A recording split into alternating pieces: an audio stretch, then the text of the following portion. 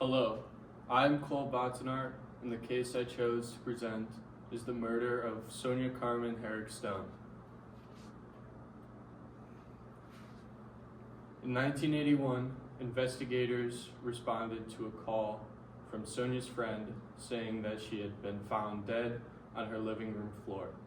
When they entered the scene, they found Sonia strangled by her own pantyhose on the living room floor. Signs of struggle had been apparent, seeing as how she had a broken fingernail with blood underneath it, supposedly from the culprit. Investigators had also done a rape kit at the scene because they suspected that she had been sexually assaulted.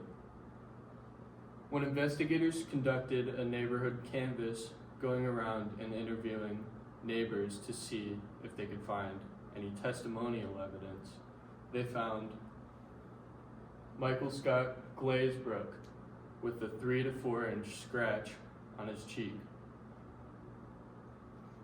After they asked him where he got the scratch, he told investigators that he had gotten the scratch cutting plexiglass in his garage.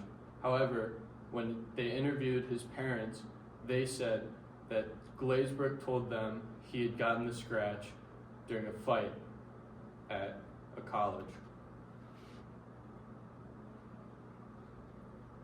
During the first trial, they could not extract any DNA from the blood sample or semen sample they collected at the scene. They could only do a blood type match because they had limited technology at the time. The first jury was hung 9-3 for guilty. Since the jury was not unanimously guilty or not guilty, there was able to be a second trial legally because double jeopardy rules did not apply.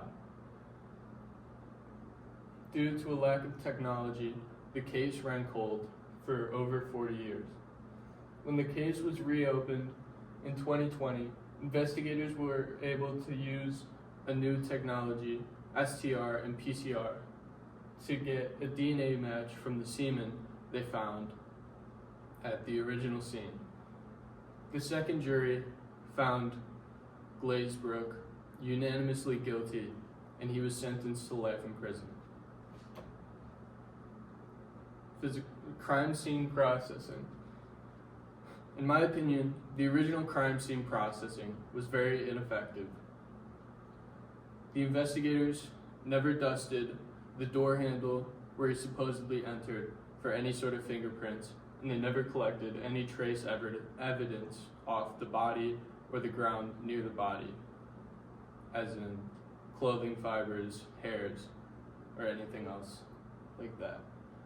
They were only able to gather the blood from underneath her fingernail and the semen from the rape kit. Physical evidence. The only physical evidence that the investigators were able to gather was the blood from underneath her fingernail and the semen sample from the rape kit. Significance. During the original trial, only the blood sample was used as evidence against Glazebrook. At the time, they had very limited technology, so they were only able to get a blood type match for Glazebrook at the scene. And since this was not individualizing evidence, it was not strong enough for him to get convicted and sentenced. During the second trial, however, they were able to extract Glazebrook's DNA from the semen sample found at the scene and from a known DNA sample collected from Glazebrook, which was individualizing evidence. Analysis. For the first trial, they only used a blood type test to match Glazebrook. During the second trial, they were able to use STR analysis, which on certain chromosomes in DNA, there are certain things called short tandem repeats, which is a strand of DNA or a strand of proteins in DNA that repeats a certain amount of times at a certain place in the DNA. And using this, they were able to match the semen sample, the DNA found in the semen sample, to a DNA sample that Glazebrook had given investigators. Results. During the first trial, there was very insufficient evidence, none individualizing, it was only class evidence, and therefore the first jury hung 9-3 for guilty, and he was not convicted.